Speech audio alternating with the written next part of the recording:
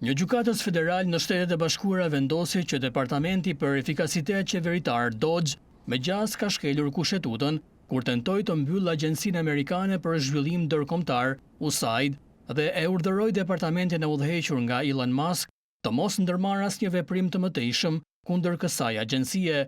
Gjykatësi i qarkut të Maryland, Theodore Chuang, përmes një vendimi fillestar, e urdhëroi këshilltarin e presidentit amerikan Donald Trump, Elon Musk, dhe agjencinë që ai udhëheq që t'ia kthej qasjen në sistemin e kompjuterit të USAID punonjësve me kontratë të agjencisë, përfshirë mira punonjësve që u pezulluan nga puna në fund të muajit shkurt. Gjykatësi amerikan gjithashtu konstatoi se Musk dhe Dodge nuk kishin autorizim nga Kongresi për të ndërmarrë hapa drejt shpërbërjes së agjencisë.